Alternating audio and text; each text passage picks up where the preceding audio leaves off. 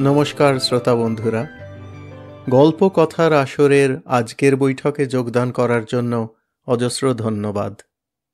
আমি রুদ্র দত্ত।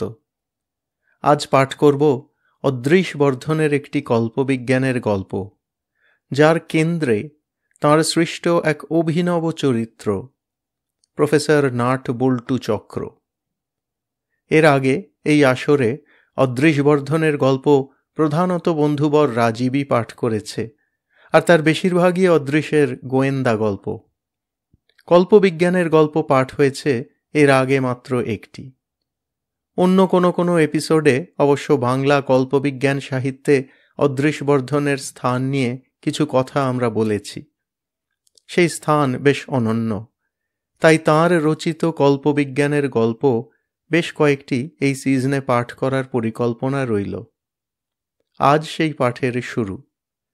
অদৃশ বর্ধনের সম্বন্ধে রাজীব আগে কিছু মুখবন্ধ করেছে, তার আর প্রয়োজন নেই। শুধু তাঁর কল্পবিজ্ঞান আর বিশেষ করে প্রফেসর নাট বল্টু চক্র, এদের বিষয়ে একটু কথা বলার লোভ সামলাতে পারছি না। এই পডকাস্টের বিগত সিজনে যখন আমরা বাংলা সায়েন্স ফিকশন গল্পের দিকে প্রথম মনোনিবেশ করতে আরম্ভ করি, তখনই উল্লেখ করেছিলাম যে বিশ্বের অন্যান্য ভাষার মতোই বাংলাতেও এই ধরনের গল্প লেখার প্রচলন বিংশ শতাব্দীর মাঝামাঝি থেকে আরম্ভ। ঊনবিংশ শতাব্দীর শেষের কয়েক দশক থেকে আরম্ভ করে বিজ্ঞানের আবিষ্কার, স্টিম ইঞ্জিন, রেলগাড়ি, বিমান সারা পৃথিবীর ভোল পাল্টে দিতে থাকে। দুই মহাযুদ্ধের সময় ব্যবহৃত সামরিক যানবাহন, বোমা, বিষাক্ত গ্যাস বিজ্ঞানের অসীম শক্তির কথা মানুষের সামনে এমন প্রকট করে তুলে ধরে যে সমাজের সব অবস্থার সব মানুষই বিজ্ঞানকে মানব জীবনের এবং সভ্যতার এক গুরুত্বপূর্ণ অঙ্গ বলে মেনে নিতে বাধ্য হন। তারপর থেকেই বিজ্ঞান আস্তে আস্তে সাহিত্যে নিজের জায়গা করে নেয়। এই কথা অবশ্যই বলে নেওয়া উচিত যে এরও আগে খুব অল্প কয়েকজন, যারা বিশেষভাবে বিজ্ঞান সচেতন ছিলেন, তাঁরা বিজ্ঞানকে নির্ভর করে কতিপয় কিছু গল্প রচনা করেছেন। এর মধ্যে বিশেষভাবে মনে পড়ে বিজ্ঞানী আচার্য জগদীশচন্দ্র বসুর কথা। তাঁর গল্প আমরা আগে পাঠ করেছি এবং সেই গল্পের বিজ্ঞান নির্ভরতা নিয়েও কথা বলেছি। উৎসাহী শ্রোতা বন্ধুরা আমাদের 222 নম্বর এপিসোডে 1896 সালে রচিত গল্প পলাতক তুফান শুনে নিতে পারেন। প্রায় একই সময়ে রচিত জগদানন্দ রায়ের শুক্রভ্রমণ গল্পটি, 1892 সালে প্রকাশিত এই গল্পটিও আমাদের আসরে কিছুদিনের মধ্যেই পাঠ করার উদ্দেশ্য রইল। নারীবাদী সাহিত্যিক, শিক্ষিকা এবং সমাজসেবিকা বেগম রোকেয়া 1908 সালে বেগমের স্বপ্ন বলে যে গল্পটি রচনা করেন, তার অন্তর্নিহিত বিষয়ে নারী স্বাধীনতা হলেও সেটি একটি সার্থক কল্পবিজ্ঞানও বটে। সেটির পাঠও অনতিবিলম্বে এই আসরে শুনবেন। কিন্তু এই রকম হাতে গোনা কয়েকটি গল্প অবিস্মরণীয় হলেও বাংলা সাহিত্যে বিজ্ঞানভিত্তিক গল্পের ধারা স্রোত প্রথম বইতে আরম্ভ করল দুই মহাযুদ্ধের পরের সময় থেকে আরম্ভ করে, আর তার ভগীরথ হলেন প্রেমেন্দ্র মিত্র। 40-এর দশক থেকে আরম্ভ করে প্রেমেন্দ্র মিত্র সৃষ্টি করলেন বেশ কিছু সম্পূর্ণ বিজ্ঞানভিত্তিক উপন্যাস, বড় এবং ছোট গল্প এবং অজস্র ঘনাদার গল্প, যার পটভূমি বিজ্ঞান নির্ভর, এবং প্রায় একা হাতে বাংলা সাহিত্যে বিজ্ঞান মনস্কতাকে গ্রহণযোগ্য করে তুললেন। তার ফল ফলতে দেরিও হল না। আরও অনেক সাহিত্যিক, কেউ নবীন আবার কেউ লব্ধ প্রতিষ্ঠ, তাঁদের লেখায় বিজ্ঞানকে উল্লেখ করা, বিজ্ঞানকে কেন্দ্রীয় স্থান দেওয়া আরম্ভ করলেন। 60-এর দশকে এই ধারাস্রোত পরিণত হল জোয়ারে। সত্যজিৎ রায়, লীলা মজুমদার, হেমেন্দ্র কুমার রায়, পরশুরাম, শরদিন্দু বন্দ্যোপাধ্যায়ের মতো সাহিত্যিকদের লেখাতে বিজ্ঞান এবং কল্পবিজ্ঞান উঁকি ঝুঁকি মারতে আরম্ভ করল। সত্যজিৎ রায় গোড়া থেকেই 1961-তে তাঁর বাংলায় রচিত প্রথম গল্প বঙ্কুবাবুর বন্ধু থেকেই কল্পবিজ্ঞানের প্রতি আকৃষ্ট ছিলেন। অনতিবিলম্বে প্রফেসর শঙ্কুকেও সৃষ্টি করে ফেলেন এবং বহুদিন শঙ্কুর গল্প লিখে চলেন। এরই পটভূমিতে অদৃশ বর্ধনের বাংলা বিজ্ঞান ও কল্পবিজ্ঞান ভিত্তিক গল্পের জগতে পদার্পণ। 1963 সালে তাঁর আশ্চর্য পত্রিকার সৃষ্টি, নিজের বিভিন্ন সাহিত্য রচনা, ব্যক্তিগত জীবনে ট্র্যাজেডির ছোঁয়া, আশ্চর্য পত্রিকার অকাল মৃত্যুর কিছু বছর বাদে আবার সত্যজিৎ রায়ের নামকরণে ফ্যান্টাস্টিক পত্রিকার প্রবর্তন, এইসব নিয়ে রাজীব আগে এই পডকাস্টে বলেছে, আমি আর তার পুনরাবৃত্তি করছি না। বরং এই পটভূমিকায় যাঁর জন্ম, সেই প্রফেসর নাটবল্টু চক্রের প্রসঙ্গে চলে যাই। প্রফেসর নাটবল্টু চক্র যে কিছুটা প্রফেসর শঙ্কুর আদলে তৈরি, তা অস্বীকার করার কোনো কারণ নেই। বহু সাহিত্যিকই অন্য সাহিত্যের দ্বারা উদ্বুদ্ধ হয়ে এসেছেন যুগে যুগে, কিন্তু প্রফেসর নাটবল্টু চক্র প্রথম থেকেই ব্যতিক্রমী, স্বতন্ত্র এবং পরিকল্পিতভাবে বেখাপ্পা। অদৃশ নিজে লিখেছেন, ছোটদের মন জয় করতে গেলে, সুগার কোটেড ট্যাবলেটের মতন তেতো ওষুধ খাইয়ে দিতে গেলে, হাসি ঠাট্টা কৌতুক পরিহাসের মোড়কে বৈজ্ঞানিকী অ্যাডভেঞ্চারের নায়ক হিসেবে খাড়া করেছিলাম শ্রীহীন এক আধবুড়ো ফোকলা এক্কেবারে বাঙালিকে, যার নামকরণ করেছিলাম এমনভাবে যাতে ছেলে মানুষরা নাম শুনলেই বুঝতে পারে মানুষটা কি নিয়ে যত সব উদ্ভট সৃষ্টি ছাড়া ব্যাপারের গবেষণা করে। শুধু চরিত্রের নামকরণের মধ্যে নয়, শুধু তাঁর অনায়কোচিত ফোকলা চেহারা আর কথাবার্তাতেই নয়, প্রফেসর নাটবল্টু চক্রের গল্পগুলি পড়লে বোঝা যায় এই গল্পগুলিতে অদৃশ নিজেকে একটা বাঁধনহীন ছাড়পত্র লিখে দিয়েছিলেন, বিষয়বস্তু নিয়েও রচনাশৈলী নিয়েও। কিছু কিছু গল্প বেশ গতানুগতিক বিজ্ঞানভিত্তিক গল্প, প্রেমেন্দ্র মিত্র যার পথ দেখিয়ে দিয়েছিলেন তারই অনুবর্তী।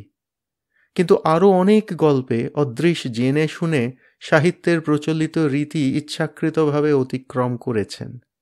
বিভিন্ন গল্পের মধ্যে পারম্পর্য বা সামঞ্জস্য রক্ষা করার কোনো প্রচেষ্টাই তিনি করেননি। বিভিন্ন গল্পে পরস্পর বিরোধী কথা পরিবেশন করেছেন অম্লান বদনে। গল্পের সময়কালেরও কোনো হিসেব নেই, বিভিন্ন দেশকালে গল্পগুলিকে নিয়ে ফেলা হয়েছে। অনেক গল্প খুব ছোট্ট, আবার অনেক গল্প উপন্যাসোপম। গল্পের মধ্যে গল্প বলার প্রচলন সাহিত্যে আছে। নাটবল্টু চক্রেরও কোনো কোনো গল্পে দেখি গল্প শেষ হবার পরে লেখক দীননাথ সেই গল্প নিয়ে দেখাচ্ছে প্রফেসরকে, আর প্রফেসর তা গাঁজাখুরি বলে উড়িয়ে দিচ্ছেন। অর্থাৎ কোন গল্পগুলি যে সত্যি প্রফেসর নাটবল্টু চক্রের গল্প আর কোনগুলি দীননাথের কল্পনা, তাও বোঝার কোনো উপায় পাঠকের নেই। আর বহু গল্পেই রয়েছে একটু আতঙ্ক বা ভয়াবহতার ছোঁয়া, একটু শিউরে ওঠা। গল্পগুলির মধ্যে আর যাই থাক, একটা দৃপ্ত বলিষ্ঠতার ভাব আছে সবসময়ই। গল্পগুলিকে ইংরেজিতে যাকে বলে সেন্সেশনাল বললে ভুল হয় না একেবারেই। বোঝাই যায় বিজ্ঞানের অতি আধুনিক কথার সামান্য একটু ছোঁয়া ছোটদের মনে ঠেকিয়ে দেওয়ার জন্য যা করার দরকার অদৃশ তাই করতে রাজি ছিলেন। দুটো কথা বলে নেওয়া উচিত। কোনো জিনিসের মধ্যে যদি মহিমা বা গৌরব থাকে, তাহলে সত্যকে স্বীকার করলে সে মহিমা বাড়ে বই কমে না। প্রফেসর নাটবল্টু চক্রের অনেক গল্প, বোধহয় 70 কি 80টি হবে। তার মধ্যে অনেকগুলিরই হয়তো কোনো কোনো অংশ অন্য কোনো কল্পবিজ্ঞানের রচনার দ্বারা অনুপ্রাণিত, কোনো কোনোটি প্রায় অন্য কোনো গল্পের আক্ষরিক অনুবাদ। উদাহরণস্বরূপ বলতে পারি, অনিমা মানুষ গল্পটি 1936 সালে প্রকাশিত হেনরি হাসের হি হু শ্র্যাঙ্ক গল্পটির অনুবাদ বলে মনে করাই শ্রেয়। অনিমা মানুষ প্রথম প্রকাশের সময় অদৃশ হয়তো এই কথার স্বীকৃতি দিয়েও ছিলেন। আমাদের পক্ষে এখন তা জানার কোনো উপায় নেই। দ্বিতীয় কথাটি হল, অদৃশের অনেক গুণগ্রাহী বারবার বলে থাকেন অদৃশ বর্ধনই বাংলা ভাষার কল্পবিজ্ঞানের হোতা, তাঁর আগে কোনো কল্পবিজ্ঞান লেখা হয়নি, যা হয়েছে তা কল্পবিজ্ঞান নামের যোগ্য নয়। এ কথা সত্য নয়। আর অদৃশ্যের নিঃসন্দেহ যে মহত্ব পূর্বসূরীদের হেয় করলে তার বৃদ্ধি হয় না, হয়তো সত্যের অপলাপে তা খর্বই হয়। আমার বিশ্বাস নয় যে অদৃশ নিজে এই কথা বলতেন। প্রেমেন্দ্র মিত্রের কাছে তিনি যে কত ঋণী সে কথা তিনি নিজেই স্বীকার করেছিলেন। আস্তে আস্তে এই আসরে প্রফেসর নাটবল্টু চক্রের অনেক গল্পই পাঠ করার ইচ্ছা রইল। কল্প বিজ্ঞান এই কথাটি অদৃশবর্ধনেরই সৃষ্টি যতদূর জানি। তার আগে এই ধরনের গল্পকে বিজ্ঞান ভিত্তিক বা বিজ্ঞান নির্ভর বলা হতো। তাতে যেন বর্তমান বিজ্ঞানেরই বা তার খুব অল্প একটু অগ্রসরের উপর ভিত্তি করেই গল্প রচনার কথা লেখক আর পাঠকের মনে আসত। কিন্তু কল্প বিজ্ঞান কথাটি যেন আমাদের মনে আরও বেশি লাগাম ছেঁড়া কল্পনার দরজা খুলে দেয়। প্রফেসর নাটবল্টু চক্রের গল্পে আমরা সব রকমেরই স্বাদ পাব। আজ যে গল্পটি পাঠ করব সেটি অবশ্য অনেক বেশি গতানুগতিক কল্পবিজ্ঞান। এর চমক অনেকটাই নির্ভর করে প্রফেসর নাটবল্টু চক্রের উদ্ভট চরিত্রের উপর। আরম্ভ করছি আজকের পাঠ, মেহগনি জঙ্গলের বিস্ময়।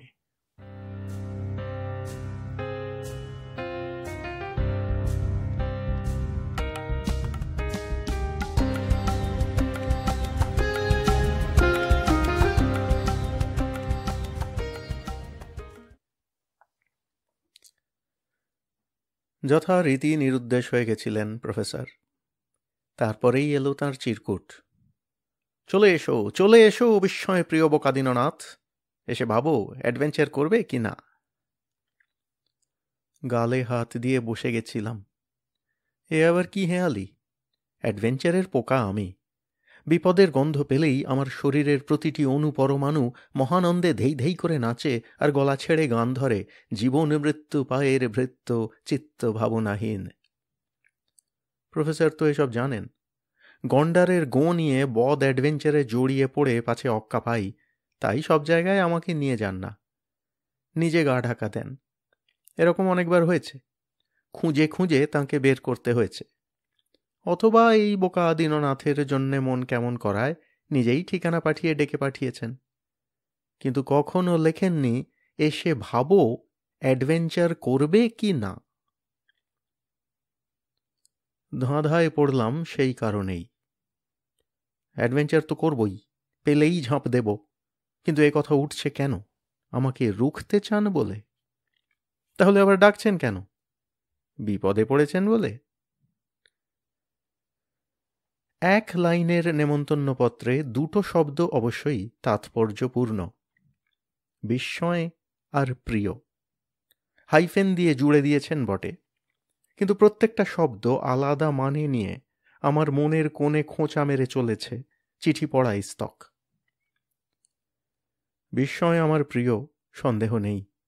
প্রফেসর যেখানে আছেন নিশ্চয়ই সেখানে সৃষ্টি ছাড়া কোনো বিস্ময় রয়েছে। সে বিস্ময় এমনই বিস্ময় যে দেখলে পিলে আমার চমকাবেই। জবরে সেই বিস্ময় নির্ঘাত প্রবল হাতছানি দেবে অ্যাডভেঞ্চারের গন্ধের যোগান দিয়ে। সেই গন্ধে পাগল আমি হবই। কিন্তু সেই অ্যাডভেঞ্চার নিশ্চয়ই ভয়ানক বিপদে ভরা। প্রফেসর নাটবল্টু চক্র তাই ঘর ছেড়ে বেরুনোর আগেই আমাকে হুঁশিয়ার করতে চেয়েছেন। মানেটা পরিষ্কার হয়ে যেতেই আমি গন্ডার হয়ে গেলাম, শিং উঁচিয়ে তেড়ে গেলাম প্রফেসরের পাশে। প্রফেসর বসেছিলেন একটা প্রকাণ্ড মেহগনি গাছের তলায়। জায়গাটা কলকাতা থেকে অনেক দূরে, ক্যারিবিয়ান সাগর আর মেক্সিকো উপসাগরের মাঝামাঝি জায়গায় যেন পাঁচিল হয়ে দাঁড়িয়ে আছে ইউকাটান উপদ্বীপ। 70,000 বর্গ মাইলের বেশিরভাগই চুনা পাথর। নদীর বালাই নেই জমির ওপর। জায়গাটার পয়লা নম্বর বিস্ময় এখানেই। নদী ছিল এককালে, এখন সব পাতালে চলে গেছে। ফল্গু নদীর রমরমা চলছে 70,000 বর্গ মাইল জুড়ে। জায়গাটার দোসরা বিস্ময় মায়া সভ্যতার ধ্বংসস্তূপ। সুপ্রাচীন সেই মায়া সভ্যতা যা বৈজ্ঞানিক আর প্রত্নতাত্ত্বিকদের মুন্ডু ঘুরিয়ে ছেড়েছে। ছড়িয়ে ছিটিয়ে থাকা ধ্বংসস্তূপগুলোর কেন্দ্র এইখানেই, বলা চলে ভগ্ন স্তূপের আড়ত। আমি এসেছি ইউকাটানের দক্ষিণ অঞ্চলে। নিবিড় সবুজ অরণ্য মনের মধ্যে যেন ঠান্ডা মলম বুলিয়ে যাচ্ছে। কিন্তু এমন গাঢ় মেহগনি এই প্রথম দেখছি। নিরক্ষীয় আমেরিকার ঘন জঙ্গলেই এমন মেহগনি জন্মায়। বেশ ভারী কাঠ, ফার্নিচার করার উপযুক্ত। আমার চোখ কিন্তু মেহগনির দিকে নেই, রয়েছে সামনের আজব পিরামিডটার দিকে। অলস নয়নে এই দিকেই তাকিয়ে বসে আছেন প্রফেসর। পেছনের তাঁবুর ওপর ঝুঁকে পড়েছে মেহগনির ডাল। বড়সড় কয়েকটা বাঁদর ওই ডালে লাইন দিয়ে বসে জুলজুল করে দেখছে আমাদের। মিশরের পিরামিড ঢের দেখেছি, কিন্তু এমন পিরামিড দেখছি এই প্রথম। পিরামিডদের মধ্যে দানব। চোখে দেখেও বিশ্বাস করতে মন চাইছে না। শুধু অতিকায় বলে নয়, এমন সাদা পিরামিড কখনো দেখিনি। সবুজ জঙ্গলের মাঝে বেশ খানিকটা ফাঁকা জায়গা, মাঝে খাড়াই পাহাড়। এই পাহাড়ের মাথায় তৈরি হয়েছে দানবিক সাদা পিরামিড। রোদ্দুর ঠিকরে যাচ্ছে ওর শ্বেত বপু থেকে, আমার চোখ ধাঁধিয়ে দিচ্ছে, মাথা ঘুরিয়ে ছাড়ছে। অবিশ্বাস্য, এক্কেবারে অবিশ্বাস্য। বাস্তবে এমন পিরামিড হয় কি করে? অথচ দেখছি তো নিজের একজোড়া চক্ষুবীক্ষণ দিয়েই।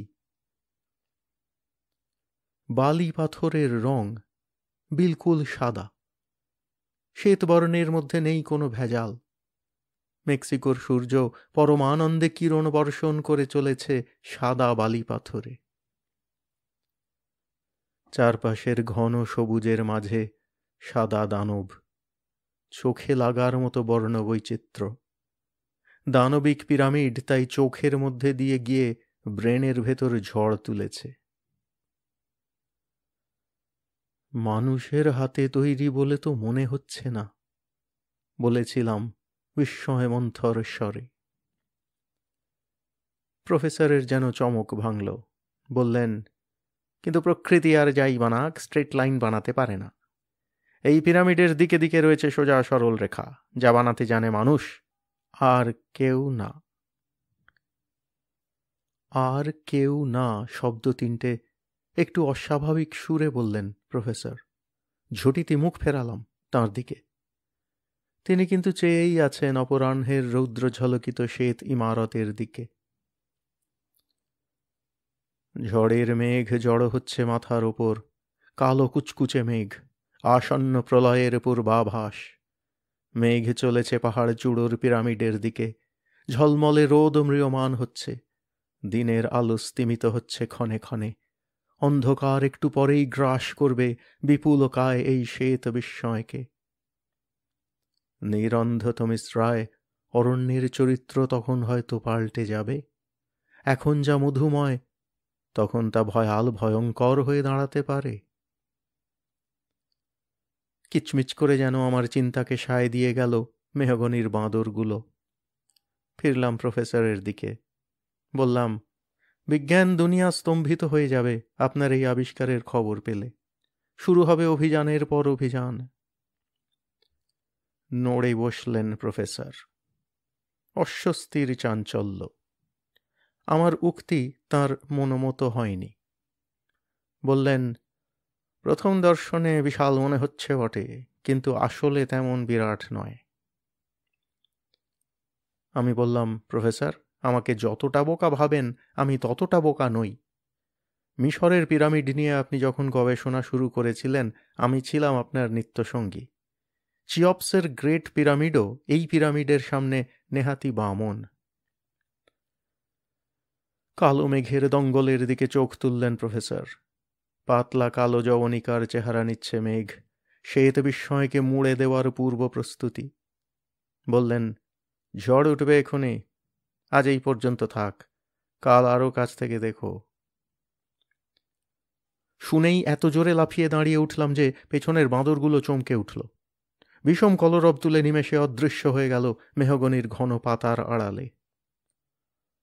কড়া গলায় বললাম, এখুনি এখুনি এখুনি, ভেতরে ঢোকবার পথ যদি থাকে ভেতরেই ঢুকবো এখুনি। ঢোক গিললেন প্রফেসর, ঢোকবার পথ আছে, কিন্তু পিরামিডের ওদিকে, যেতে যেতেই রাত ঘনাবে। কটমটে চোখে প্রফেসরের গুলি গুলি চোখের দিকে তাকিয়ে বললাম, ভয় পেয়েছেন মনে হচ্ছে, হয়েছে কি আপনার? আস্তে আস্তে মাথা নাড়লেন প্রফেসর। ভয় পাবো কেন, দ্বিধায় পড়েছি।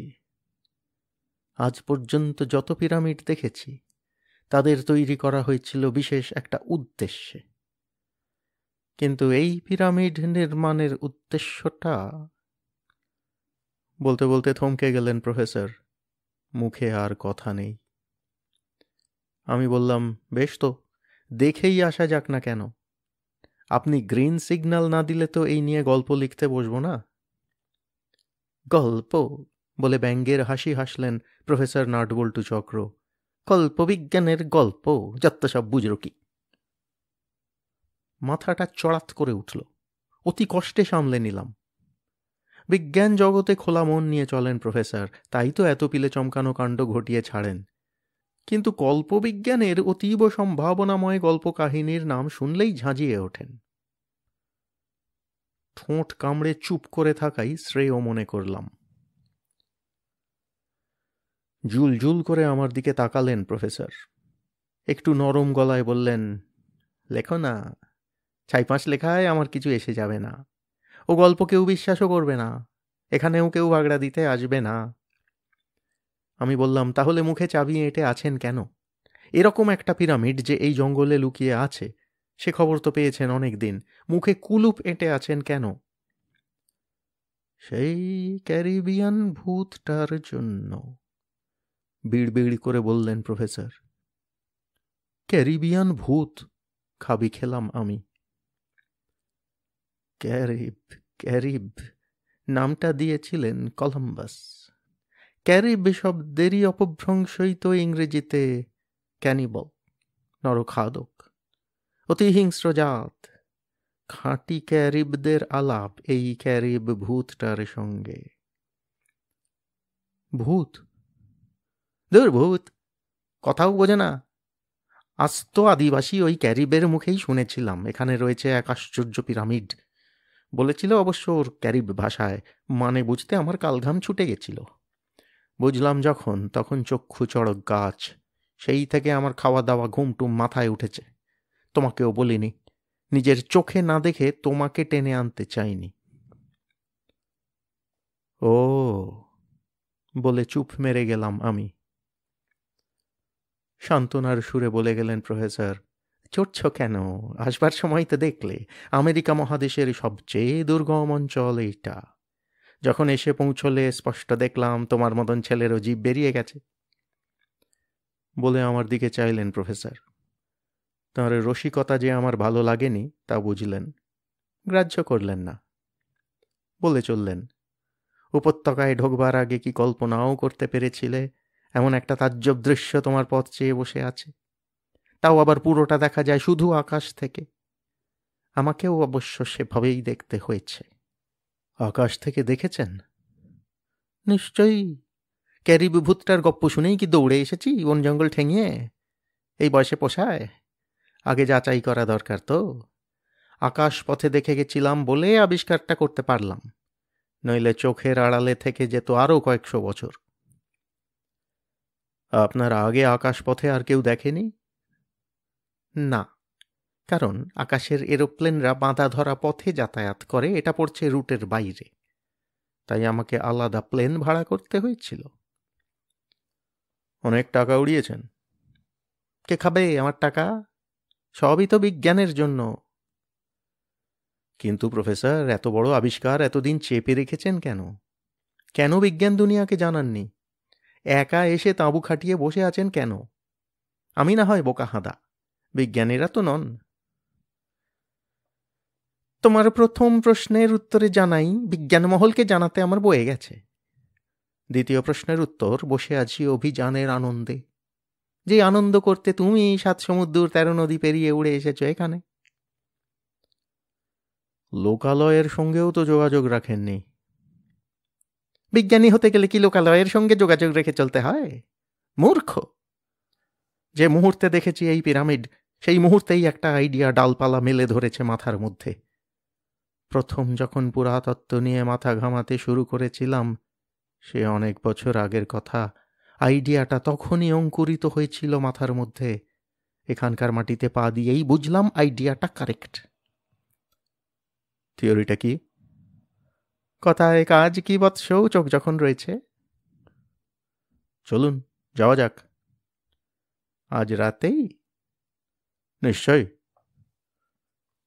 তাঁবুর মধ্যে দুটো হ্যাজাক আছে, জ্বালিয়ে আনো। মিনিট 15 পরেই পৌঁছে গেলাম পিরামিডের পাশে। চক্ষু ছানা বড়া হয়ে গেল স্মৃতিসৌধের বিশালতা দেখে। পাশ দিয়ে হাঁটতে হাঁটতে পিরামিডের স্থাপত্য দেখছিলাম আর অবাক হচ্ছিলাম। রীতিমতো অবিশ্বাস্য দৃশ্য দেখছি। মিশরের পিরামিডের যে স্থাপত্যের মুনশিয়ানা বিশ্ববাসীর চক্ষু স্থির করেছে, এই পিরামিডেও রয়েছে সেই একই স্থাপত্য দক্ষতা। তফাৎ শুধু একটা জায়গায়। এখানকার সব কিছুই নির্মিত দানবিক মাপকাঠিতে।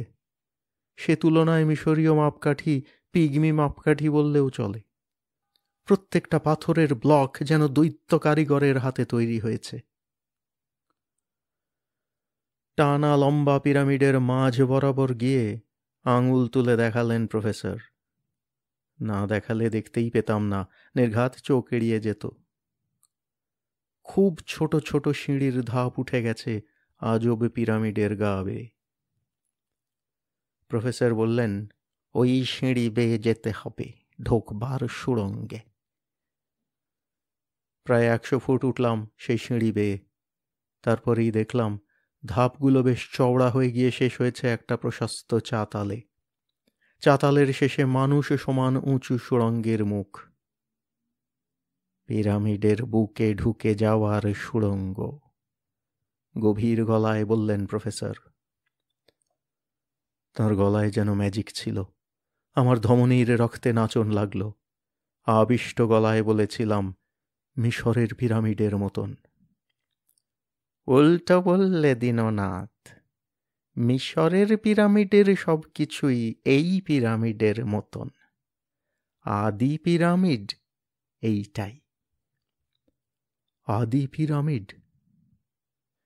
এই পৃথিবীর প্রথম পিরামিড। পিরামিড তৈরির আইডিয়া এখান থেকেই ছড়িয়েছে। যে কিংবদন্তির ভিত্তিতে পিরামিডের পর পিরামিড তৈরি হয়েছে, যে কিংবদন্তি হাজার হাজার বছর ধরে বেঁচে রয়েছে, সেই কিংবদন্তির সূত্রপাত করেছিল তারা যখন বেঁচে ছিল। তারা যখন বেঁচে ছিল? প্রফেসর মাথায় ঢুকছে না। তারা মানে কারা? পরে জানবে। আগে চলো সমাধি গর্ভে। কবর ঘর বলেই যে ঘরকে সবাই জানে। একটা হ্যাজাক হাতে নিয়ে সুড়ঙ্গে ঢুকলেন প্রফেসর, পেছনে আমি। কিছুক্ষণ হাঁটলাম, না নেমে না উঠে। সুড়ঙ্গ চলেছে জমির সঙ্গে সমান্তরাল অবস্থায়। তারপরেই আচমকা পথ উঠে গেল ওপর দিকে। এখানকার সুড়ঙ্গ বেশ ভ্যাপসা। নাকে ভেসে আসছে স্যাঁতস্যাঁতে গন্ধ, সেই সঙ্গে একটা কটু গন্ধ। অনেক দিন পড়ে থাকা, ব্যবহার না করা জিনিসপত্র থেকেই এমনি বিশ্রী গন্ধ বেরোয়। তারপরেই আচমকা সরু সুড়ঙ্গ আর সরু রইল না। দুপাশের দেওয়ালে আর হাত রাখা গেল না। দেখলাম ঢুকে পড়েছি একটা ঘরে। ছোট্ট ঘর। মাথার ওপরে তুলে ধরলাম হ্যাজাক লণ্ঠন। ঘরটা খুব জোর চওড়ায় 20 ফুট, লম্বাতেও 20 ফুট। শক্ত গোলাপি বালি পাথরের ব্লক দিয়ে মোড়া 4 দেওয়াল। এত সুন্দরভাবে ব্লকগুলোকে পাশাপাশি বসানো হয়েছে যে জোড় খুঁজে পাওয়া মুশকিল। ঘরের ঠিক মাঝখানে একটা উঁচু মঞ্চ। মঞ্চে বসানো খোদাই করা 4টে প্রস্তর সবাধার। দেখেই ঝিলিক মেরেছিল আমার ব্রেনে। মিশরের পিরামিডে দেখেছি এই রকম প্রস্তর সবাধার। মিশরাধিপতিদের সমাধি। গিজার 3টে পিরামিড তো আজও পৃথিবীর 7ম আশ্চর্য। সবাধারে শুয়ে আছে 5000 বছর আগে মৃত নৃপতির মমি। তাই তনু মন নেচে উঠেছিল আমার, লাফিয়ে উঠে পড়েছিলাম মঞ্চে, হ্যাঁচকা টান মেরেছিলাম একটা শবাধারে। দেখতে চাই, দেখতে চাই, হাজার হাজার বছর আগে মমিকে কিভাবে শোয়ানো হয়েছিল তা দেখতে চাই। কিন্তু কি ভারী ডালা, আমার মতো জাঁদরেল পুরুষও পারল না এক চুলও নড়াতে। ব্যাকুলভাবে চেয়েছিলাম পেছনে প্রফেসরের দিকে। হ্যাজাকের জোরালো আলো মাটিতে নামিয়ে রেখে অদ্ভুত চোখে চেয়ে আছেন আমার দিকে। নিচ থেকে আলো ধেয়ে গিয়ে তাঁর চিবুকে আটকে যাওয়ায় চোখের হেঁয়ালি যেন আরো রহস্যময়। প্রফেসর!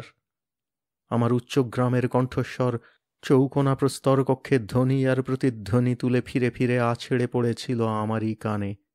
গুরুগম্ভীর শব্দলহরী সুড়ঙ্গ পথে ধেয়ে গিয়ে মিলিয়ে গেছিল দূর থেকে দূরে। খটখটাস শব্দটা কানে ভেসে এসেছিল ঠিক তখনই। আমার পিছনকার প্রস্তর সবাধার মুখর হয়েছে আচম্বিতে। সবেগে ঘুরে দাঁড়িয়েছিলাম আমি, সবিস্ময়ে দেখেছিলাম সেই অবিশ্বাস্য দৃশ্য। ভারী পাথরের যে ডালা আমি হেঁয়ো হেঁয়ো করেও এক চুল তুলতে পারিনি, সেই ডালা এখন উঠে রয়েছে ঠিক ইঞ্চিখানেক।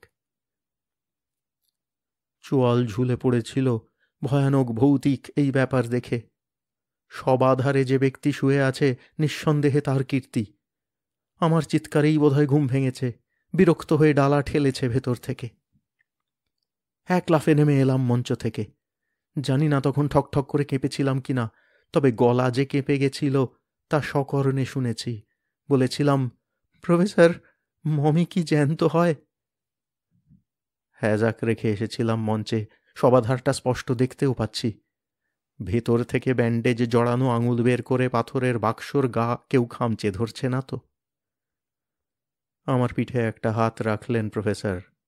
বললেন, বোকা, আস্ত বোকা। ভয় পাওয়ার লেশমাত্র নেই তাঁর কণ্ঠস্বরে। ঠিক এমনটাই আমি শুনেছিলাম ক্যারিব ভূতটার কাছে। কি শুনেছিলেন? ভারী প্রস্তর ডালা ইঞ্চিখানেক উঠেই রয়েছে, আর নেমে যাচ্ছে না। সেই দিকে তাকিয়ে প্রফেসর বললেন, বেহালায় ছড়ি টেনে দূর থেকে কাচের গেলাস ভেঙে দেওয়া যায়, জানো তো? শুনেছি। এও সেই স্পন্দন কম্পনের ম্যাজিক। ঠিক মতো চেঁচালে ঘরের মধ্যে যে স্পন্দন কম্পাঙ্ক জাগে, তা ওই সবাধারের গুপ্ত স্প্রিংয়ে চাপ দিয়ে ডালা খুলে দেয়। আমি চেঁচিয়ে গলা ফাটিয়েছি, কিন্তু পারিনি। তখন তোমার কথা ভেবেছিলাম, যা হেঁড়ে গলা তোমার। দেখলে তো, এক চিৎকারেই ডালা খুলে গেল। ধোক গেললাম আমি প্রফেসরের দিকে চেয়ে। বুড়োর গাঁটে গাঁটে এত বিটলেমি।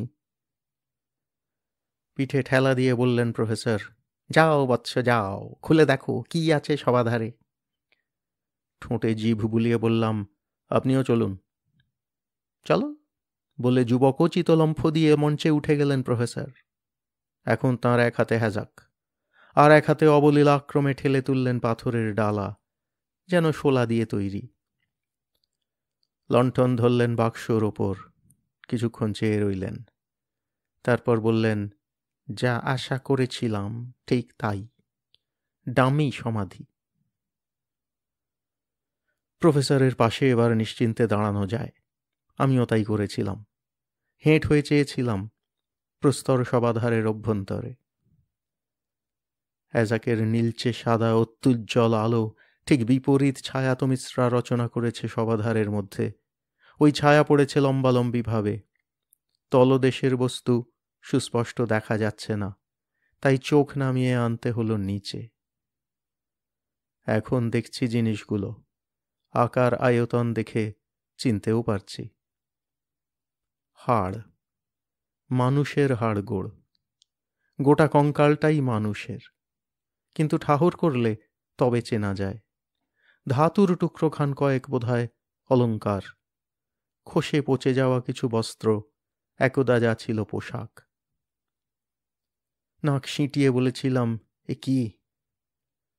প্রফেসর তন্ময় চোখে পাথরের সবাধারের দিকে তাকিয়েছিলেন, হ্যাজাক ঘুরিয়ে ঘুরিয়ে সব দিকে আলো ফেলছিলেন। কিছু খুঁজছেন? জিজ্ঞেস করেছিলাম আমি। হ্যাঁ দীননাথ, আনমনে বললেন প্রফেসর, চাবিটা খুঁজছি। চাবি? তোমার গলা বাজিতে সবকটা কফিন খুলে যাওয়া উচিত ছিল দীননাথ, কিন্তু খুলল মোটে একটা। বলতে বলতে ডান দিকে একদম নিচের কোণে তাকালেন প্রফেসর। হ্যাজাক ঘুরিয়ে আলো ফোকাস করলেন সেদিকে। হীরের রোশনাই দেখলাম ওর দুই চোখে। দেখেছ? দেখেছিলাম। ছোট্ট একটা পুঁতি। 3 পাথর যেখানে মিলেছে সেই সংযোগের জায়গায় কাবলি ছোলা সাইজের একটা সবুজ পুঁতি। নিশ্চয়ই কোনো দামি পাথর, কিন্তু সেই মুহূর্তে দাম নিয়ে মাথা ঘামানোর মতন অবস্থায় আমি ছিলাম না। জল জলে চোখে নিমেষহীন দৃষ্টি নিক্ষেপ করে রইলেন প্রফেসর। বাঁ হাতে ধরলেন হ্যাজাক, ডান হাতের তর্জনী বাড়িয়ে দিয়ে রাখলেন সবুজ পুঁতির ওপর। আঙুল ছোঁয়াতে না ছোঁয়াতেই পর্যায়ক্রমে 3টে শব্দ শুনলাম, খটখটাস খটখটাস খটখটাস। আওয়াজ হয়েছে চৌকোনায় এই ঘরের মধ্যে, মঞ্চের ওপরেই। সুতরাং সবেগে মুন্ড টেনে আনলাম সবাধারের বাইরে এবং দেখলাম পাশের 3টে সবাধারের ডালা আপনা থেকে খুলে গিয়ে ইঞ্চিখানেক উঁচু হয়ে রয়েছে। হ্যাজাক উঁচু করে ছানা বড়া চোখে এই দৃশ্য যখন দেখছি, প্রফেসর তখন হ্যাজাক দুলিয়ে চলে গেছেন পাশের সবাধারের সামনে, টেনে খুলেছেন ডালা। অগত্যা আমিও দৌড়লাম, দেখলাম সেই একই দৃশ্য প্রথম সবাধারে যা দেখেছি। তৃতীয় আর চতুর্থ সবাধারেও একই ব্যাপার। নরকঙ্কাল, হাড়গোড় দেখে চিনে নিতে হচ্ছে, আর ধাতুর টুকরো জীর্ণ বস্ত্র। দেখে টেকে মাথা গরম করে ফেললাম। মমি কোথায়? নেই, খুশি খুশি মুখে বললেন প্রফেসর। কিন্তু মমি বানিয়ে রাখা হয়েছিল। মিশরের মানুষ যখন বানিয়েছে তারও হাজার হাজার বছর আগে। সেই মমি বানানোর বিদ্যে আর পিরামিড বানানোর কায়দা এখান থেকেই নকল করা হয়েছে মিশরে। কিন্তু এই পিরামিড আর এই মমি যারা বানিয়েছিল তাদের উদ্দেশ্য ছিল এক্কেবারে আলাদা। এক্কেবারে আলাদা মানে? বলেছিলাম রীতিমতো রুষ্ট গলায়। তোমার এই এক দোষ দীননাথ, ঝাঁ করে রেগে যাও। এই মমি আর পিরামিড যারা বানিয়েছিল তাদের অভিসন্ধি অবশ্যই ছিল এই সবাধার আর এই সব হাড়গোড় দেখেই যেন ভবিষ্যতের মানুষ রেগে মেগে চলে যায়, আরও কিছু খোঁজার কথা মাথায় না আনে। এই চাপা ঘরে হেঁয়ালি আমার ভালো লাগছে না প্রফেসর। দীননাথ, মিশরে মমি বানানো হতো কেন? আত্মা ফিরে এসে যেন দেহ ফিরে পায়। Good good, very good. মরার মধ্যে আত্মা ঢুকে ফের যেন জ্যান্ত হতে পারে। কিন্তু এখানে ব্যাপারটা অন্যরকম, একেবারে অন্যরকম। দেহ এখানেও সিধে হয়ে দাঁড়াবে, তবে সে দেহ... বলে চুপ করে গেলেন প্রফেসর। সব গুলিয়ে গেল আমার। চোখ পিটপিট করলাম বার কয়েক। কৃপা হলো প্রফেসরের। বললেন, আমি শেষ পর্যন্ত দেখেছি। শুধু এই বিটকেল কফিনগুলো খোলার মতো গলার জোর নেই বলে তোমাকে এত কষ্ট দিয়ে এখানে আনিয়েছি যখন সব বলবো, সব দেখাবো তোমাকে। তার আগে তোমাকে একটু জ্ঞান দিতে চাই। বলতে বলতে মঞ্চের ওপর হ্যাজাক রেখে তার পাশেই বসে পড়লেন প্রফেসর। আমিও বসলাম নিতান্ত নাচার মুখভঙ্গি করে। বললাম, বেশি জ্ঞান দেবেন না, বেশি সময় নেবেন না। দীননাথ, তুমি ইজিপ্টোলজিস্ট নও, কিন্তু বহু মিশর তত্ত্ববিদের সঙ্গে তোমার দহরম মহরম ঘটেছে আমার সুবাদে। পুনরুক্তি নিষ্প্রয়োজন, মুখ গোঁজ করে বললাম আমি। মমিকে বাঁচিয়ে তোলার এই যে কিংবদন্তি, এর পেছনে কি অভিলাষ মূলত কাজ করেছে তা কি তোমরা কেউ ভেবেছ? অভিলাষ জ্বালালেন দেখছি। বললাম তো, মমি যাতে বেঁচে ওঠে। মিশরীয়রা শুধু এইটুকুই চেয়েছিল। আসল কিংবদন্তির লেজ ধরে তারা শুধু এইটুকুই করতে চেয়েছিল। দীননাথ, আসল কিংবদন্তিটা যে অভিলাষ থেকে তৈরি হয়েছে তা এমনই সৃষ্টি ছাড়া যে শুনলে তোমার চোখ টেরা হয়ে যাবে। টিটকিরির মুডে চলে যাচ্ছেন প্রফেসর, সুতরাং মুখে চাবি দিয়ে রইলাম। সৃষ্টির পরে সেই আদি সভ্যতাগুলোর কথা ভাবো দীননাথ। অনেক লোককথা, উপকথা, কিংবদন্তি মুখে মুখে ছড়িয়েছে। এইসব প্রাচীন কাহিনীতে মহাপ্লাবনের কথা লেখা আছে। তখন 7 দিন পৃথিবী অন্ধকারে ডুবেছিল। মহাভারতের মৎস্য উপাখ্যানে খুঁটিয়ে লেখা হয়েছে সেই মহাপ্রলয়ের বর্ণনা। ধরে নাও হাজার হাজার বছর আগে পৃথিবীর মানুষ যখন অর্ধসভ্য, তখন বলে একটু থামলেন প্রফেসর, দম নিলেন। আমি চেয়ে রইলাম। উনি বললেন, তখন পৃথিবীর বাইরে থেকে সুসভ্য প্রাণী এসেছিল ধরাতলে। যাক, আপনিও তাহলে কল্পবিজ্ঞানের চর্চা করছেন। যেন শুনতেই পেলেন না প্রফেসর। আমি বিজ্ঞানের চর্চা করি, গাঁজা বিজ্ঞানের নয়। আমি যা বলছি সেটা অনুমিতি, মনে গড়া দমবাজি নয়। বড় কড়া কড়া কথা বলছেন বৃদ্ধ।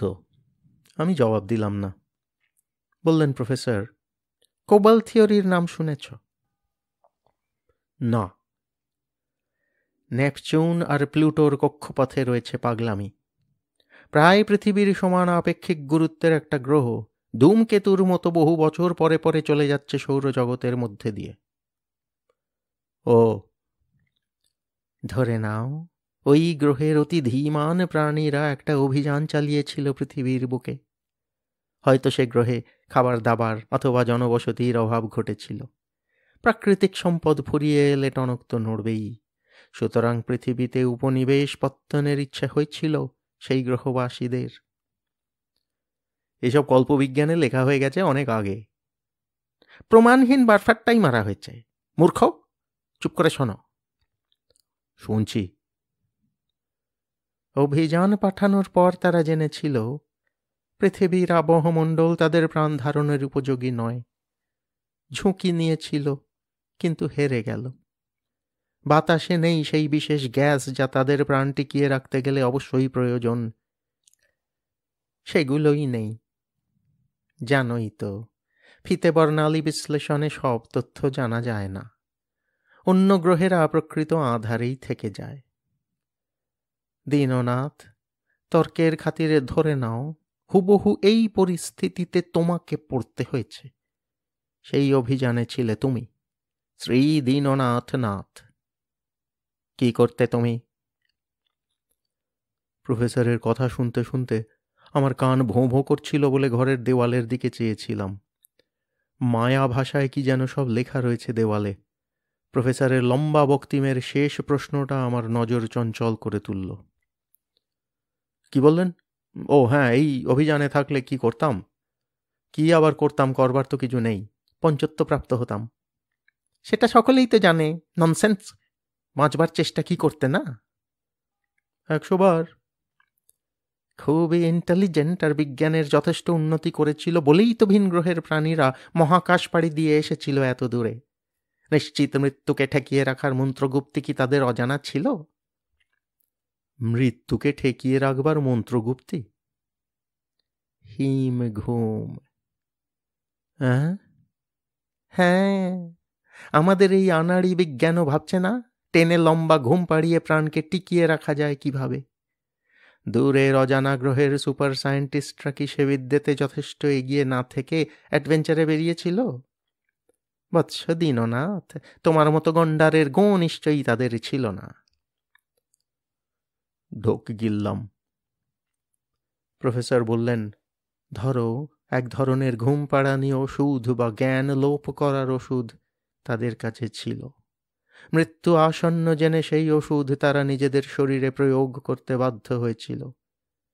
দীননাথ, পরিণামটা কি হবে? ঘুমোবে। এই তো বুদ্ধি খেলেছে, মুখে বল ফুটছে। তারা ঘুমোবে। সুদিন ফিরে না আসা পর্যন্ত লম্বা ঘুম দেবে। সুদিন মানে? এই বৈরী পৃথিবী থেকে চম্পট দেওয়ার সুযোগ একদিন তারা পাবেই। সেই সুযোগটা আসবে কবে, সে হিসেবও নিশ্চয় তারা করেছিল। ও, তদ্দিন ঘুমিয়ে থাকাই মনস্থ করেছিল। কিন্তু ঘুমোবে কোথায়? ফাঁকা মাঠে অথবা গাছতলায় নিশ্চয় নয়। শরীরটা যাতে টিকে থাকে সুযোগ আসার দিন পর্যন্ত, সে ব্যবস্থাও করে নিতে হয়েছে ঘুমানোর আগে। দীননাথ, কি বলছি মাথায় ঢুকছে? একটু একটু। বিশাল ইমারত তৈরি করা দরকার। এমন সৌধ নির্মাণ করা প্রয়োজন যা পুঁচকে মানুষদের দূরতম কল্পনারও বাইরে। ভিনগ্রহীদের সুপার সায়েন্সে এমন পেল্লাই ইমারত নির্মাণ করা ছিল নেহাতি ছেলে খেলা। Pyramid, pyramid. Yes my boy, pyramid. এমন জিনিস তাদের স্থপতিরা নির্মাণ করেছিল যা আকাশ থেকেই স্পষ্ট দেখা যায়। পাহাড়ের মধ্যে থাকলেও সেটা যে পাহাড় নয় তা বোঝা যায়, কারণ পিরামিডে আছে সরল রেখার স্থাপত্য কৌশল। মহাকাশ থেকে এক নজরেই ভিনগ্রহীদের উদ্ধারকারী অভিযাত্রী দল চিনে ফেলবে, এই তো এখানে রয়েছে ইন্টেলিজেন্ট প্রাণীদের তৈরি অতিকায় ইমারত, যা নেই পৃথিবীর কোথাও। অতএব নামও এখানে, জাত ভাইদের পেয়ে যাবে ওই ইমারতের মধ্যেই। আমি কি ভুল বকছি দীননাথ? কখনো বকেছেন? গাল চুলকে প্রফেসর বললেন, কখনো কখনো বকি বটে, যখন তোমার উপর রেগে যাই, যখন তুমি আমার কথা ধরতে না পারো। এখন পারছো, তাই ভুল বকছি না। কি বলছিলাম? ভিনগ্রহীরা আকাশ থেকে পেল্লায় পিরামিড দেখে নেমে আসবে। তার মানে হঠকারী ভিনগ্রহীরা নাক ডেকে এখনো ঘুমোচ্ছে এই পিরামিডের তলায়। প্রমাণ? চলো দেখাচ্ছি। মঞ্চ থেকে নামলেন প্রফেসর, হেঁটে গেলেন একটা দেওয়ালের সামনে। দ্রুত হিসেব করলেন, প্রকাণ্ড একটা পাথরের ব্লকে কাঁধ লাগিয়ে একটু ঠেলা দিলেন, অত বড় পাথরের চাঁইটা ঘুরে গেল নিঃশব্দে। প্রফেসর বললেন, সুপার সায়েন্সের ভেলকি, যে কৌশল আজও আমাদের শিশু বিজ্ঞান রপ্ত করতে পারেনি।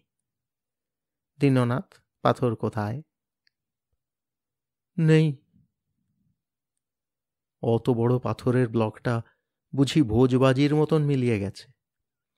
দেওয়ালের গায়ের পথ ব্যাধিত মুখে নিঃসীমত মিশ্রার মধ্যে আমাদের আমন্ত্রণ জানাচ্ছে। যে সুড়ঙ্গ পথে এই ঘরে এসেছি তার চাইতে অনেক সংকীর্ণ নতুন এই বিবর। প্রফেসর পা বাড়ালেন সেই সুড়ঙ্গে। পেছনে আমি, আমার দু হাতে দুটো হ্যাজাক। সুড়ঙ্গ নিচের দিকে নামছে তো নামছেই। শেষ নেই, শেষ নেই। আমার তো মনে হলো ভূপৃষ্ঠ থেকেও নেমে এসেছি, পাতাল গর্ভে পৌঁছে গেছি। আচমকা প্রশস্ত হয়ে গেল সরু সুড়ঙ্গ। পৌঁছলাম একটা ঘরে। কবর ঘরের চেয়ে একটু বড়, তবে চার দেওয়ালে নেই কোনো অলঙ্করণ। যা দেখে এসেছি সমাধি কক্ষের চার দেওয়ালে। এ ঘরের দেওয়াল এক্কেবারে ন্যাড়া, তেলতেলে পরিষ্কার। ছেনি হাতুড়ির ছোঁয়া পড়েনি কোথাও। ঘরের মাঝখানে রয়েছে চারটে পেটিকা। হ্যাজাকের আলোয় মনে হচ্ছে কোনো পেটিকাই পাথর দিয়ে তৈরি নয়, ধাতু নির্মিত। কিন্তু সে যে কি ধাতু, আমার স্বল্প জ্ঞান দিয়ে তা ধরতে পারলাম না। প্রফেসরের কণ্ঠস্বর গম গম করে উঠল চতুষ্কোণ এই ভূগর্ভ কক্ষে। ওপরে দেখেছিলাম চারটে সবাধার, এখানেও দেখো চারটে পেটিকা। অপূর্ব ধোঁকাবাজি দীননাথ। ভবিষ্যতের কৌতূহলী মানুষ যেন ওপরের চার সবাধার দেখেই প্রতারিত হয়, আর খোঁজ না নিয়ে কেটে পড়ে। কি দূরদৃষ্টি, কি অসাধারণ পরিকল্পনা! হাজার হাজার বছর পরেও বুর্বক মানুষ বুর্বকই রয়ে গেল, প্রতারণার আভাসটুকুও পেল না। আপনি তো পেয়েছেন। কিরকম যেন হয়ে গেছিলাম আমি। প্রফেসরের চোখ মুখ দিয়ে যেন দুটি ঠিকরে বেরুচ্ছিল। বিহ্বল কণ্ঠে তাই বলেছিলাম, আপনি তো মানুষ। হ্যাঁ হ্যাঁ, আমিও মানুষ। হাজার হাজার বছর ধরে ধোঁকাবাজির আভাস যে মানুষ পায়নি, আমি তাদেরই বংশধর। বিজ্ঞান সমুন্নত ভিনগ্রহীরা এই পৃথিবীতে পা দিয়েই বোধহয় টের পেয়েছিল জানোয়ারদের চেয়ে একটু বেশি বুদ্ধি ধরে দুপেয়ে মানুষ, বড় বেশি কৌতূহলী। ওপরের সবাধারের কঙ্কালগুলো কাদের? মানুষের। মানুষের? তাছাড়া কি? মানুষের কঙ্কাল দেখলেই তো মানুষ খুশি হয়ে চলে যাবে, আর খুঁজতে যাবে না, ভাববে সমাধি পেয়েছি, পিরামিডও দেখেছি। মানুষ মেরে সবাধারে ঢুকিয়েছে? নিজেদের বাঁচিয়ে রাখার জন্যে তা করতে হয়েছে দীননাথ। মারল কারা? ভিনগ্রহীদেরই একটা দল। তারাই বিশেষ 4 জনকে লম্বা ঘুমের দাওয়াই দিল, পিরামিড বানিয়ে ভূগর্ভে তাদের নিরাপদে রেখে দিল। 4 বজ্জাত মানুষকে মেরে মমি বানিয়ে ওপরের ঘরের সব আধারে রেখে দিল, তারপর নিজেরা গেল পরলোকে স্বইচ্ছায়। ফ্যান্টাস্টিক। ইয়েস মাই বয়, মিশরের মানুষ এই দেখেই শিখল, মমি বানিয়ে, পিরামিড তৈরি করে, সমাধি সৌধ রচনার বিদ্যে। তৈরি হয়ে গেল ছল কিংবদন্তি, আত্মা ফিরে আসবে মরার মধ্যে। আসল কিংবদন্তি গেল হারিয়ে। ভিনগ্রহীদের স্বদেহে জাগ্রত হওয়ার কিংবদন্তি? Yes yes yes. ক্যারিব ভূতটার কাছে আগড়ুম বাগড়ুম গল্প শুনে এই সন্দেহটাই মাথাচাড়া দিয়েছিল আমার। মিশরীয়দের মধ্যে যা ধর্মীয় প্রথা হয়ে দাঁড়িয়েছে, আসলে তা উদ্দেশ্য সিদ্ধির কলাকৌশল। ইয়েস মাই বয়। নির্নিমেষে চেয়ে রইলাম পেটিকা 4টের দিকে। প্রতিটার ওপর চেপে রয়েছে অদ্ভুত ডালা। দেখে তো মনে হচ্ছে কাঁচের ডালা, খুবই স্বচ্ছ, রীতিমতো পুরু, অথচ তা মোটেই কাঁচ নয়, প্লাস্টিক জাতীয় বস্তুও নয়। প্রতিটি পেটিকার নিচে পাতা নরম কুশন জাতীয় গদি, প্রতিটি গদিতে শুয়ে 1 জন করে মানুষ। আরও প্রাঞ্জল করে বলা যাক, তাদের 2 জন 2টি ছেলে, বাকি 2 জন 2টি মেয়ে। বয়স তাদের আমার মতনই, গায়ে খাটো জামা কাপড়, সে বস্ত্র তন্তু জাতীয় কিছু দিয়ে তৈরি নয়, গাছের বাকলের মতো দেখতে, খসখসে পুরু, অথচ তা উদ্ভিদ জগতের দান নয়। এমন কোনো ধাতু দিয়ে তৈরি যে ধাতু আমি অন্তত কখনো দেখিনি। এই পৃথিবীর কোনো ধাতু বিজ্ঞানীরও জানা আছে বলে তো আমার মনে হলো না। প্রফেসরের মুখেও পরে শুনেছিলাম, আমার অনুমানে ভুল নেই, এ ধাতু অপার্থিব ধাতু, পৃথিবীর কেউ কখনো দেখেনি। ফিকে সবুজ সেই ধাতুর দিকে প্রথমে চেয়ে থাকলেও পর মুহূর্তেই আমার নজর ছিনিয়ে নিয়েছিল তাদের মুখের চেহারা। কফিন আবদ্ধ হয়েও তারা কেউ কিন্তু মরা নয়। মরার চোখে মুখে সারা দেহে যে প্রাণহীনতা আবির্ভূত হয়, এদের শরীরের কোথাও তা নেই। ঠান্ডা মৃত্যুর করাল ছায়া নেই শানিত নাক চিবুকে। গ্রিক ভাস্কর অসীম ধৈর্য নিয়ে বাটালি দিয়ে পাথর খুদে যেসব মূর্তি বানিয়েছেন, এদের 4 জনের দেহাবয়ব সেই সব প্রস্তর মূর্তির মতন অতীব সুন্দর। ঘুমোচ্ছে, বড় শান্তিতে ঘুমোচ্ছে 4 জনেই। মৃত্যু ধারে কাছে ঘেঁষতে সাহস পাচ্ছে না। বদ্ধ কফিনে এ কেমন নিদ্রা! মানুষ ঘুমিয়ে থেকেও অক্সিজেন নেয় নিঃশ্বাসের মধ্যে দিয়ে। চারদিকের বন্ধ আধারে বাতাস তো নেই, থাকলেও হাজার হাজার বছরে তা টাটকা রয়েছে কি করে? স্তম্ভিত হয়েছিলাম তাদের গাত্রবর্ণ দেখে। যেহেতু তাদের গায়ের জামা কাপড় খুব হালকা সবুজ রঙের, তাই প্রথমে ধরে নিয়েছিলাম ওদের গায়ের চামড়ায় যে হালকা সবুজ আভা দেখেছি, ওটাও নিশ্চয়ই ক্রমাগত সবুজ ধাতু দেখার ফলে আমার চক্ষুভ্রম। কিন্তু তা দৃষ্টি বিভ্রম নয়, নয়, নয়। তাদের প্রত্যেকের মুখ থেকে, গা থেকে ঝরে পড়ছে আশ্চর্য সবুজ আভা। পৃথিবীর মানুষের চামড়ায় যেমন ঈষৎ গোলাপি আভা দেখা যায়, খুব ফর্সা হলে তা অল্প লালচে অথবা দুধে আলতা বর্ণ ধারণ করে, এদের 4 জনের ক্ষেত্রে তা খুবই হালকা সবুজ বর্ণ। সবুজ মানুষ, মৃত্যুর হিমশীতল আভা নয়, প্রাণের সবুজ আভা। চক্ষু স্থির হয়ে গেছিল আমার। প্রফেসরও তা লক্ষ্য করেছিলেন, বলেছিলেন, হাতের আঙুলগুলো দেখেছ? তখনও পর্যন্ত হিসেবি চোখে দেখিনি, শুধু চোখ বুলিয়ে গেছিলাম। প্রফেসরের কথায় ভালো করে তাকালাম, আর চোখ ফেরাতে পারলাম না। প্রত্যেকের হাতে রয়েছে 6টা করে আঙুল। বাতাসের সুরে কানের কাছে বলে গেলেন প্রফেসর, এই পৃথিবীর মানুষ নয় ওরা, এসেছে পৃথিবীর বাইরে থেকে। প্রত্যয় হলো কি এবার? আর প্রত্যয়, কথা বলার শক্তি পর্যন্ত হারিয়ে ফেলেছিলাম। জবাব দিতে পারলাম না, ফ্যাল ফ্যাল করে শুধু চেয়ে রইলাম। আচমকা বিদ্যুৎ খেলে গেল আমার মগজের এক প্রান্ত থেকে আরেক প্রান্তে। বিজ্ঞানের কিছু বুঝি না বুঝি কমন সেন্স তো আছে আমার। আশ্চর্য এই রহস্যের সমাধান ঘটিয়ে দিতে পারি এখনই। হ্যাজাক নামিয়ে রেখে শক্ত 2 মুঠোয় চেপে ধরলাম একটা কফিনের স্বচ্ছ ডালা। মতলব ছিল ডালা টেনে খুলে দেওয়ার, কিন্তু পারলাম না শুধু প্রফেসরের জন্যে। এই বৃদ্ধের শরীরে যে বাঘের শক্তি লুকিয়ে আছে তা তো জানতাম না। আমার মতলব উনি আঁচ করেই নামিয়ে রেখেছিলেন নিজের হাতের হ্যাজাক।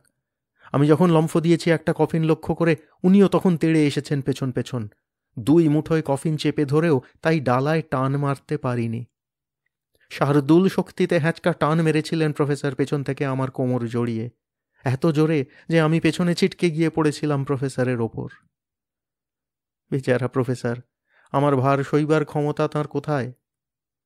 তিনি পড়লেন চিৎপটাং অবস্থায়, আমি পড়লাম তাঁর ওপর।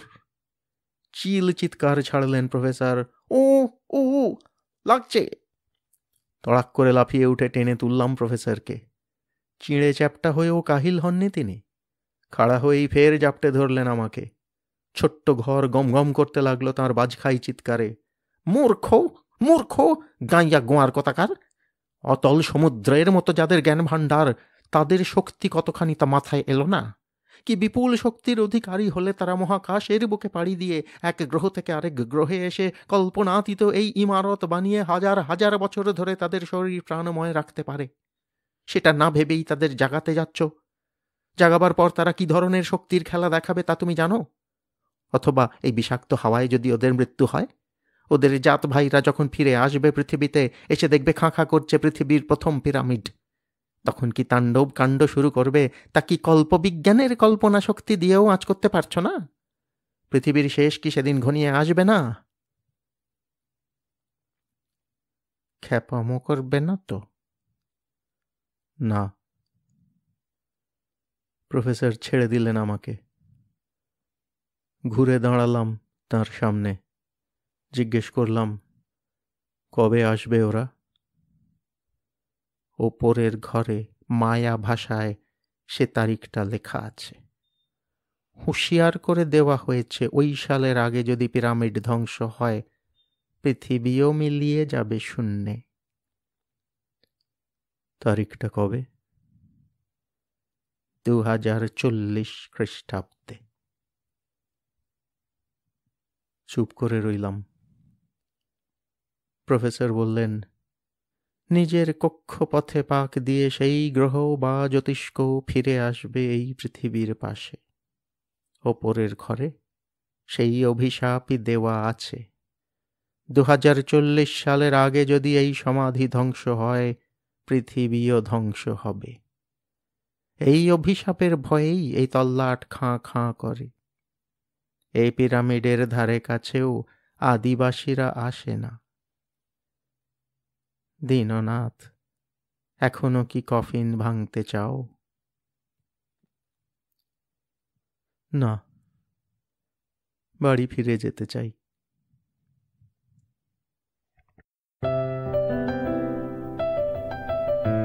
আপনাদের মতামত আমাদের জানাতে ভুলবেন না কিন্তু শ্রোতা বন্ধুরা।